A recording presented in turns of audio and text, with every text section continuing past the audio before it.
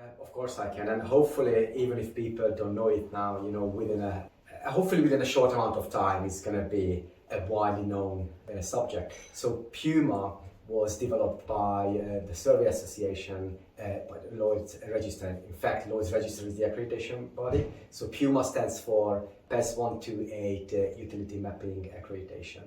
It's basically providing accreditation for organizations who want to demonstrate their PES 128 survey capabilities. Are they've got a whole range, or they only go for a partial accreditation based on which element of the PES 128 survey types they can deliver as an organization.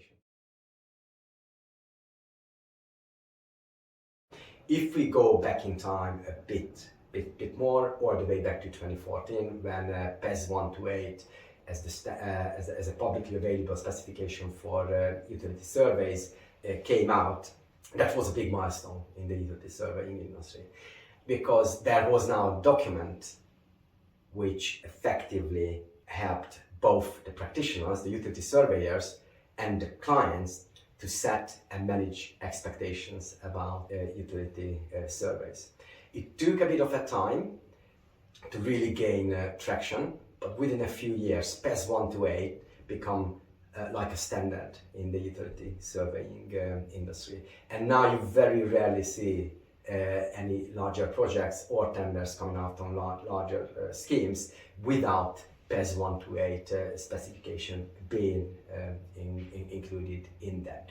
So that PES 128 got a good track record, and it's now a very commonly used standard in our industry.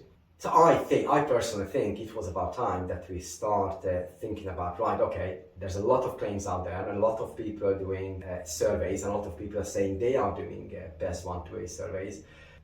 However, unfortunately, when occasionally we get access to surveys through a tender process, or there's a historic survey available for a site where we are being asked to go and resurvey, and we got exposed to these surveys, even if they claim they PES 128 surveys, it's not always the claim. But the clients wouldn't necessarily know about that at the time.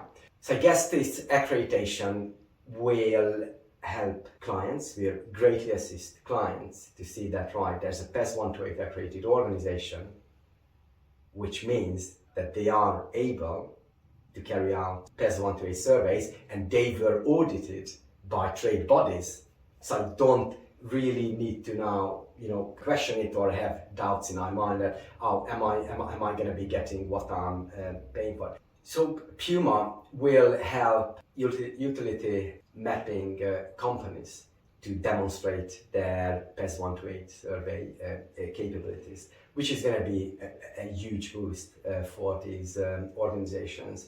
And I guess from the client's perspective, again, that's going to put peace in their mind that company they're looking at employing, they've got the PES 128 accreditation, which means that they are able to carry out PES 128 surveys. Now, as I said, this is a first. It's never been, we never had something like this in the utility mapping industry. PES 128 was a milestone. This is, to me, another great milestone. I guess it's increasing the profile of utility mapping, as it's increasing the professionalism of the utility mapping industry. So it's really, really great. I'm really looking forward to it to get some traction, and hopefully it's going to take a lot less time to what it was for PES 128. I think PES 128, the standard itself, paved the path. So logic would dictate it shouldn't be that long for PUMA to become a success. So I'm going to answer this, it is a good question. I'm going to answer this question by not how it gets surveys involved, but how can everyone else get involved.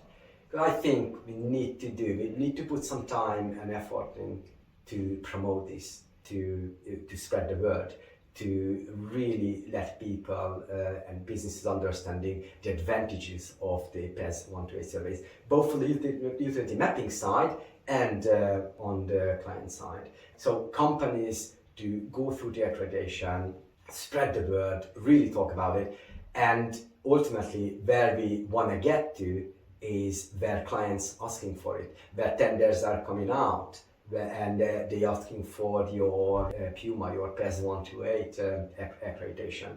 If we got to that level, that would be the ultimate success for PUMA.